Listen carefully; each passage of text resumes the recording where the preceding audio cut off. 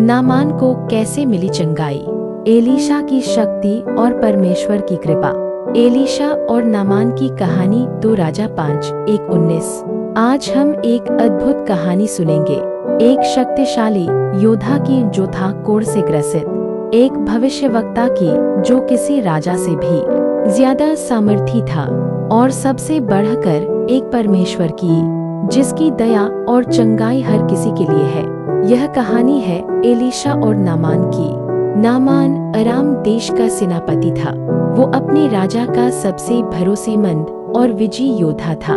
बहादुरी, ताकत और सम्मान उसके पास सब कुछ था, लेकिन एक चीज थी जो उसके पास नहीं थी, स्वास्थ्य। क्योंकि नामान था कोढ़ी। नामान की पत्नी की एक छोटी सी दासी थी, एक यहूदी लड़की, जिसे इजराइल से बंदी बनाकर लाया गया था, पर उसने कभी कड़वाहट नहीं रखी।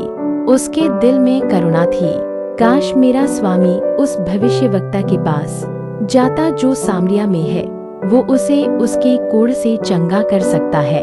नामान को उस दासी की बात पर विश्वास हुआ। वो तुरंत अराम के राजा के पास गया। अराम का राजा, मैं इजराइल के राजा को एक पत्र लिखता हूँ, तू जा और बहुत सारे तोहफे ले जा। नामान गया चांदी, सोना और कीमती कपड़े लेकर। जब इजराइल का राजा ने पत्र पढ़ा तो घबरा गया। इजराइल का राजा घबराकर, क्या मैं परमेश्वर हूँ जो किसी को मार या जिलाकर चंगा कर सकूं? यह तो मुझसे लड़ाई का बहाना ढूंढ रहा है। एलीशा को जब ये पता चला तो उसने राजा को संदेश भेजा, नामान को मेरे पास भेज दो, तब वह जान जाएगा कि इजराइल में एक सच्चा भविष्यवक्ता है। नामान एलीशा के घर पहुंचा अपने रथ और सैनिकों के साथ, लेकिन एलीशा बाहर नहीं आया। उसने केवल अपना सेवक भेजा। एलीशा कहता है, जाओ और यरदन नदी में 7 बार डुबकी लगाओ, तुम्हारा शरीर फिर से स्वस्थ हो जाएगा। नामान गुस्से से भर गया।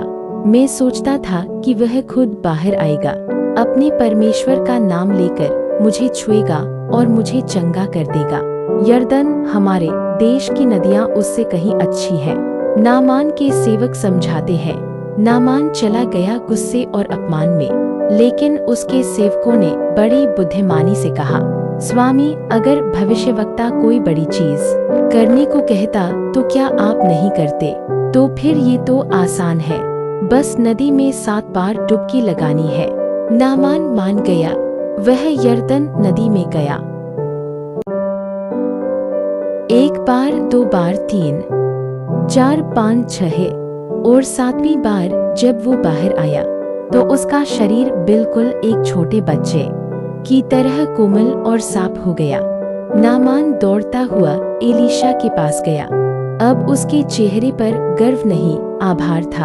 अब मैं जान गया कि पूरे संसार में कोई परमेश्वर नहीं है, केवल इजराइल में। नामान इनाम देना चाहता था, लेकिन एलीशा ने कुछ भी लेने से इनकार कर दिया।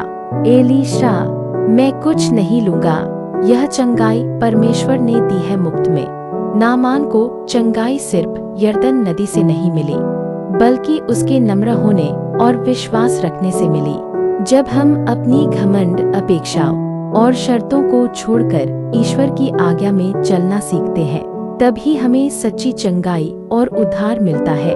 क्या आज आप भी किसी चंगाई, किसी उत्तर की तलाश में हैं? तो परमेश्वर के पास आइए, जैसे नामान आया था नम्र होकर, क्योंकि चंगाई आज भी मिलती है। बस विश्वास चाहिए। यीशु मसीह में विश्वास रखो। चंगाई, उद्धार और नया जीवन तुम्हारा इंतजार कर रहा है।